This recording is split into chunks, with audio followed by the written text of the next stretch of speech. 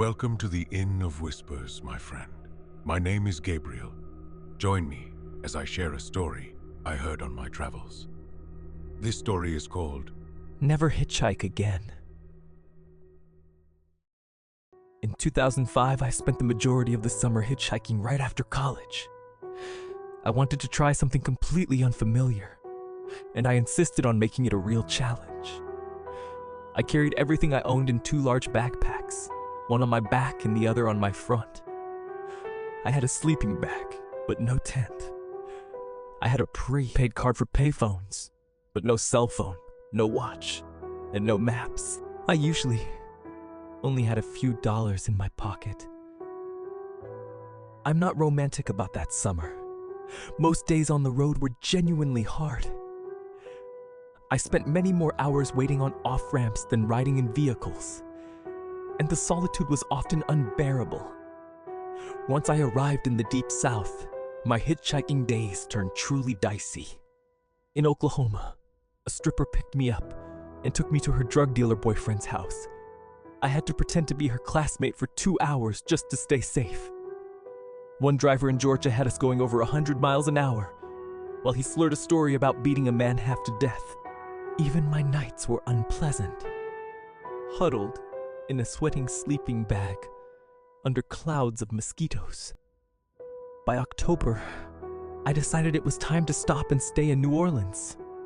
I had done post-Katrina relief work there before and was eager to return. One evening, my ride dropped me at the Purvis exit in Mississippi. Purvis was a small town, about 3 miles away, but all I could see were fields. I stuck my thumb out, hoping for one last ride before nightfall. A red pickup truck pulled over almost immediately, and the driver waved me in. The driver, let's call him Jared, said he was also headed south for hurricane relief. He explained that the government had shipped hundreds of FEMA trailers to towns like Purvis. His crew had a contract to move them to the coast. When I told him I was a volunteer in New Orleans, he scoffed. "You're not getting paid?" he asked. "Hell, you come work for me. You'll make $50 an hour. It is easy work. Good paying work. The best time to make money." I told him I'd rather go to New Orleans, but Jared wouldn't listen. "Just come work for me for a day. He insisted. See how you like it. Then you can be on your way." Hey, I eventually relented, knowing I was now at his mercy. A short time later, Jared got a call. The weather had worsened on the coast. He decided to turn around and spend the night in Purvis, planning to get a trailer in the morning. I was now part of his new plan, and my objections only made him more irritated. He became adamant that I would be joining him. As dusk settled, he took more phone calls, and I learned more about him. He complained loudly about a worker who had asked for his money. On another call, he asked, "Really? Julio took a bike. Where the hell's he trying to get to?" Then, he started talking about me. "Yeah, I picked up a new Jap friend," he said into the phone. "Me and my new Jap friend are heading back. We'll be by again in the morning." A cold dread washed over me. I realized Jared was picking up people and not paying them. His workers quit or escaped. He just found new ones. I was now his new Jap friend, and I was in real danger. It was well past dark when we rumbled into Purvis. There were no street lights, no moon, and no other cars. We pulled up to a gas station, bathed in a sickly fluorescent light. A single man stood inside at the counter. Then, without any warning, Jared called his girlfriend and started having phone sex. The sheer horror of my situation, the indignity of it all, finally snapped something in me. I knew I had to get out, right then. I had no idea what to do. The freeway was miles away, and it was pitch black outside. I muttered to Jared that I had to make a phone call. I quietly gathered my packs.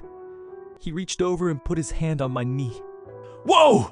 Why you need all that for a call?" he asked. I just mumbled and slid out of the truck, dragging my packs into the station. Inside, I pretended to use the payphone, watching Jared through the window. He was still in his truck, completely engrossed in his call.